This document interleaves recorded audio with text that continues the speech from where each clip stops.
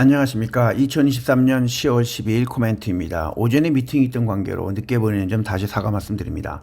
레바논에서 최소한 2발의 미사일이 이스라엘로 발사가 되었고, 또한 이스라엘은 강력하게 하마스에게 보복을 하겠다는 선언을 하면서 야당 전 국방부 장관과 현 국방부 장관 이 합친 강력한 전지정부를 벤자민 네타냐후 대통령이 구성을 했습니다. 이스라엘과 하마스의 교전이 계속되고 있는 와중에 미국의 지수들은 별다른 영향이 없었고, 금과 오르고 있지만 유가는 조금 내려오고 있습니다. 넷플릭스의 광고 매출과 광고를 구독하는 가입자들의 수가 2023년 내부 전망기의 절반에 그치는 상황이라는 보고가 나오면서 넷플릭스의 주가가 하락했습니다. 엔화의 약세와 중국에서의 수요의 급증으로 인하여 유니클로는 이익이 26% 급등하고 있습니다. 노보노디스크의 당뇨와 비만 치료제인 오젬픽이 신부전 치료 초기 연구에 놀라울 정도의 효과를 보여주면서 신부전 투석기 업체 주가는 폭락을 했습니다. 이미 같은 회사의 비만 치료제인 위고비는 신부전 위험을 감소시킨다고도 발표를 했습니다. 이러면 의료기의 대규모의 투자가 이루어지지 않을 것이며 현재 의료기술의 수준이 올라가지 않을 것이라는 우려가 생기고 있습니다. 마이크로소프트사는 자회사의 수입과 지출에 대해서 할당을 하는 방법으로 인하여 세금을 적게 낸 것에 대해서 289억 불, 38조 7,057억 원 정도의 세금을 더 내야 하는 것에 대해서 국세청에 항소하기로 했습니다. 문제는 이러한 회사가 마이크로소프트만 있는 것이 아닙니다.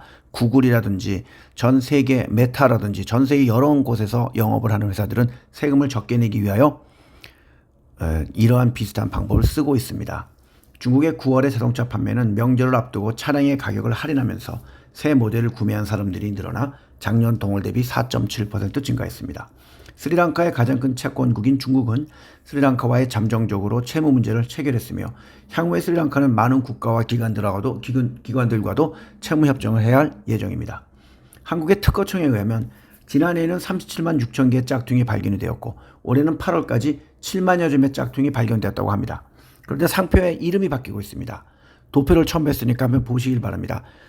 작년에 나이키라든지 몽블랑이 아니고 올해는 IF 스튜디오라든지 이런 다른 MZ 세대들이 좋아하는 브랜드로 바뀌고 있는 모습입니다.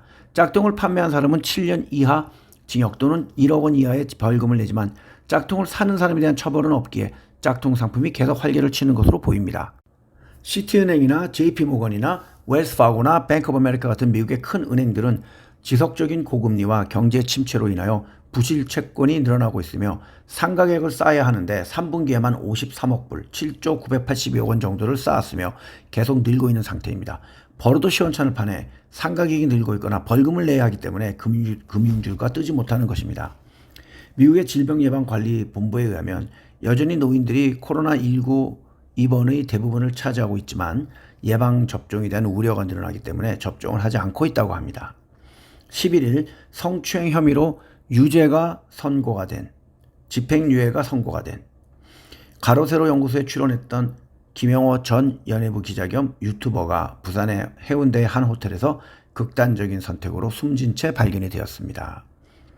오늘 한국 시간 2시 12분 현재 지수는 오르고 있으며 키움증권이 어제는 좋았습니다만 15% 이상 급등했지만 오늘은 3.07% 하락을 하고 있고 반면 카카오가 2.7%, 하이브가 7%, 에코프로그램이 5.13% 상승을 하고 있습니다. 중국에 대한 강력한 지원의 의지를 밝힌 정보로 인하여 CSI 300이 1.03% 오르고 있고 HSCI는 1.85% 오르면서 어느덧 가격이 7,430원이 되었습니다. 하지만 어느 언론에서도 두산로보틱스가 왜 따따상을 못 가고 주가가 못 오르는지에 대해서 쓰지 않고 있습니다. 늘 말하지만 경제신문이나 일간지는 읽지 말고 정녕 읽어보시겠다면 오늘의 운세를 읽어보시길 추천합니다.